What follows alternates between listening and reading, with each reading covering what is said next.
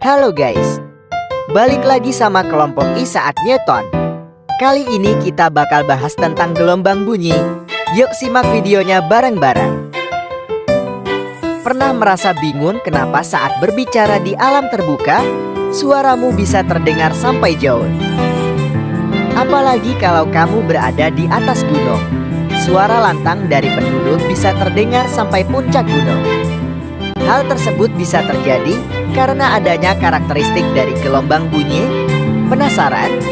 Yuk, kita belajar mengenai konsep gelombang bunyi bersama-sama. Gelombang bunyi adalah gelombang yang merambat melalui medium tertentu. Gelombang bunyi merupakan gelombang mekanik yang digolongkan sebagai gelombang longitudinal. Berdasarkan rentang frekuensinya, gelombang bunyi dibedakan menjadi 1. Infrasonik, gelombang bunyi yang memiliki frekuensi kurang dari 20 Hz. Kemudian audiosonik, gelombang bunyi yang memiliki frekuensi antara 20 hingga 20.000 Hz. Frekuensi inilah yang dapat didengar oleh telinga manusia.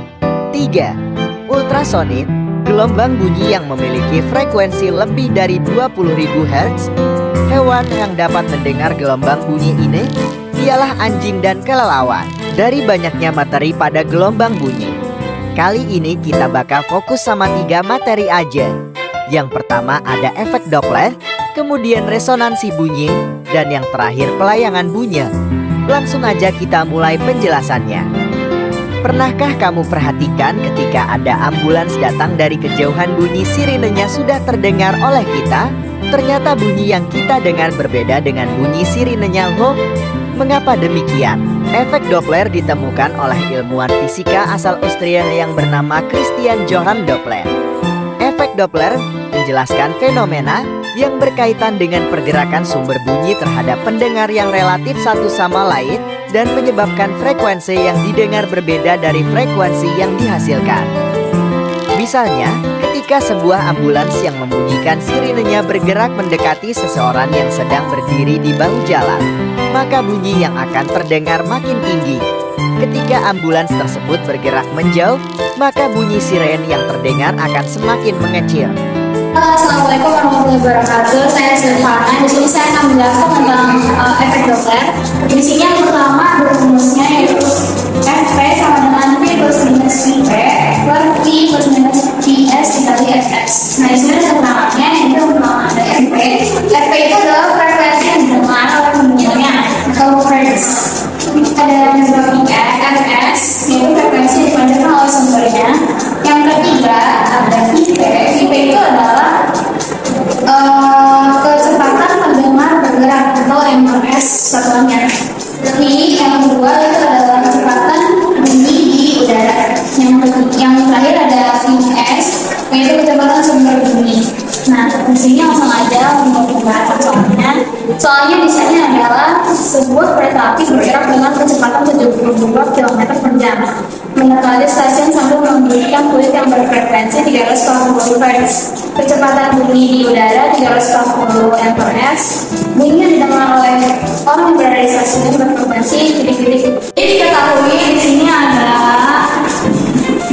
Vs. Vs-nya itu adalah 72 km per jam. Nah, ini kan dipindah ke R karena satuannya ms. Jadi km ke M ini 20. Terus yang kedua adalah Vp itu kan pendengar yang bergerak, nah sedangkan pendengar itu bergerak di 0 ms. Nah, yang ketiga ada Fs frekuensi 940 Hz. Yang terakhir ada V-nya itu 340. Nah, kalau untuk penyelesaiannya di penyelesaian itu ini di sini kenapa ada V-nya? Karena V-nya adalah jadi nggak bisa ditulis lagi. Langsung aja ini dari 340 per 340 ini dari sini. Jadi kali referensinya itu 940 sama dengan 340 dikali 940 sama dengan jawabannya 998,5. Sekian dari saya. Assalamualaikum warahmatullahi wabarakatuh. Teman-teman, kamu tahu apa itu garpu tala? Pada suatu percobaan, ada dua buah garpu tala yang diletakkan bersebelahan. Saat salah satu garpu tala digetarkan dengan pemukul, garpu tala di sebelahnya juga bisa ikut bergetar. Kenapa bisa begitu ya? Resonansi bunyi merupakan peristiwa ikut bergetarnya suatu benda akibat getaran yang dihasilkan oleh sumber bunyi. Resonansi bunyi hanya dapat terjadi jika suatu benda memiliki frekuensi alami yang sama dengan frekuensi alami sumber bunyi yang bergetar. Halo, dengan Mbak Rizky di sini kita akan menjelaskan sifat membuat bunyi atau yang kita sebut dengan resonansi. Nah, resonansi itu I sama dengan lambda dikali F, di mana F sama dengan 2N min 1/4 kali lambda. Dengan keterangan I yaitu kecepatan sambat bunyi dengan satuan M/S, kemudian lambda panjang gelombang dengan satuan meter, M yaitu frekuensi alami sumber bunyi dengan satuan yang hertz, dan Ln yaitu panjang kolom udara ketika resonansi per N dengan satuan meter, dan N yaitu resonansi per N. Kita lanjut ke contoh soal. Di sini ada contoh soalnya, yaitu tabung gelas resonansi yang berisi air mempunyai luas penambang 10 cm persegi. Pada posisi seperti itu terjadi resonansi pertama. Jika sejumlah 41 cm kubik air dibuang keluar, terjadi resonansi kedua. Laju bunyi di udara 300 meter per second. Frekuensi garpu tala yang dipakai adalah yang tadi kita ketahui, yaitu A itu luas penambangnya adalah 10 cm persegi. Kemudian delta B yaitu 400 cm kubik, dan kecepatan udaranya di sama dengan 300 meter per second. Nah, ini kita ubah dulu ya. A ini 10 cm persegi, dia kan karena lebih cm, kita ubah ke meter, jadinya dia min 3 meter persegi. Kemudian ini juga karena masih cm, coba jadi 4 kali 10 pangkat min 4 meter kubik. Kita lanjut. Pertama kita cari delta L nya.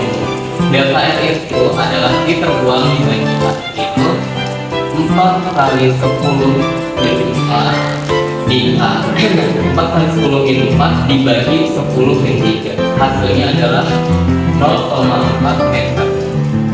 Kemudian delta L itu sama dengan setengah lambda. Setengah lambda ini didapat dari itu L sama dengan yang tadi 1/4 kali lambda dalam kurung 2 N plus 1.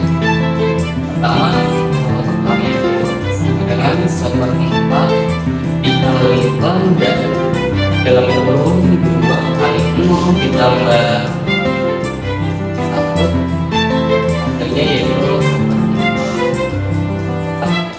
Kemudian kita cari L2 sama dengan 1/4 kali lambda dalam kurung 2 kali 1 ditambah 1, jadi sama dengan 3/4. Kemudian kita bikin delta nya, yaitu 1/2 dikurangi L1, yaitu sama dengan 3/4 dikurang 1/4 lambda ya. Hasilnya sama dengan setengah lambda. Nah, kita dapat setengah lambda. Kemudian kita cari lambdanya. Lambdanya itu yaitu 2 dikali delta L. Kita masukin 2 dikali 0,4, hasilnya 0,8.